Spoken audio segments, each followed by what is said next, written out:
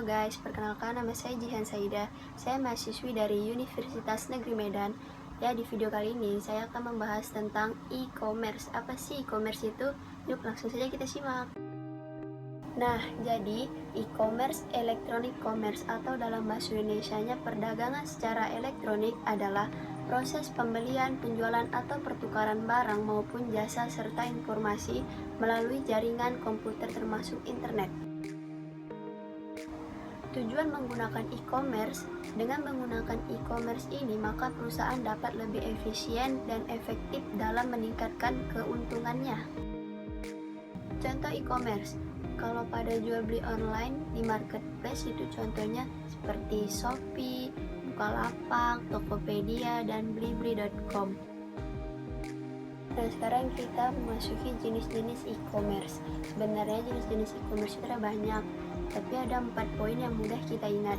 Poin pertama yaitu business to business atau B2B, merupakan kegiatan pertukaran antara perusahaan yang memiliki kepentingan komersial.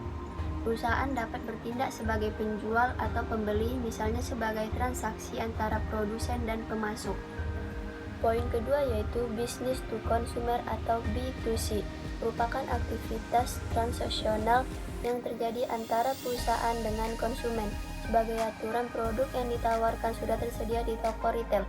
Konsumen sendiri dapat berupa perusahaan, tetapi mereka tidak memiliki kepentingan komersial ataupun individu.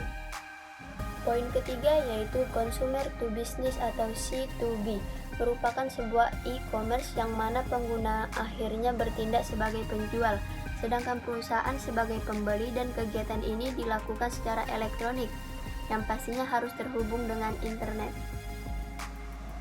Poin keempat yaitu customer to customer atau C2C, merupakan kegiatan komersial penjualan yang dilakukan oleh satu orang atau konsumen kepada orang lain, yaitu konsumen juga, dengan tujuan melakukan transaksi jual beli barang serta jasa dengan harapan memperoleh keuntungan maksimal dengan modal yang tidak besar.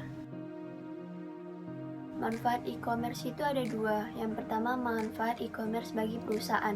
Di antaranya buka sepanjang waktu seperti situs atau web e-commerce yang setiap harinya beroperasi selama 24 jam.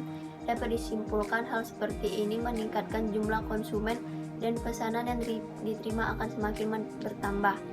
Yang kedua, melewati batasan geografis atau jangkauan global. Toko fisik tentunya akan dibatasi oleh wilayah geografis. Dengan menggunakan e-commerce, maka seluruh penjuru dunia dapat dikatakan wilayah untuk menjalankan bisnis. Karena dengan e-commerce, perusahaan dapat menjalankan bisnis dengan jangkauan yang lebih luas. Kalau manfaat e-commerce bagi konsumen atau pelanggan, diantaranya yang pertama, di mana saja dan kapan saja. Jadi konsumen dapat bertransaksi kapan saja dan tentunya untuk membeli produk pun yang diinginkan juga bisa kapan saja selama ada koneksi internet. Yang kedua, lebih banyak pilihan produk dan jasa.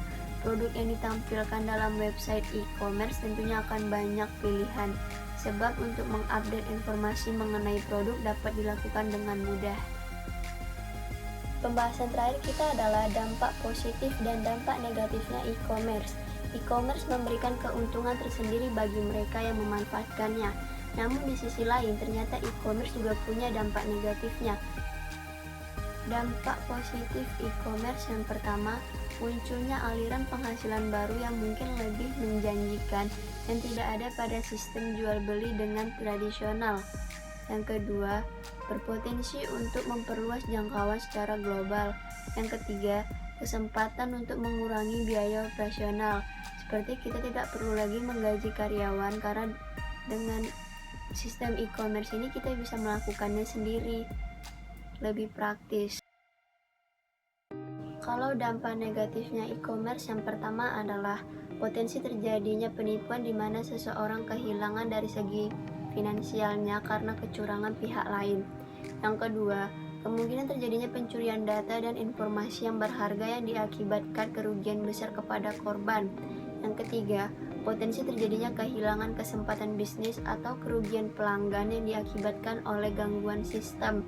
Misalnya gangguan listrik tiba-tiba mati, koneksinya putus, seperti seperti itu. Nah, selesai sudah pembahasan kita tentang e-commerce. Jadi segitu saja yang bisa saya sharing ke kalian semua tentang pembahasan e-commerce ini. Sampai jumpa kembali. Terima kasih semuanya. Assalamualaikum warahmatullahi wabarakatuh.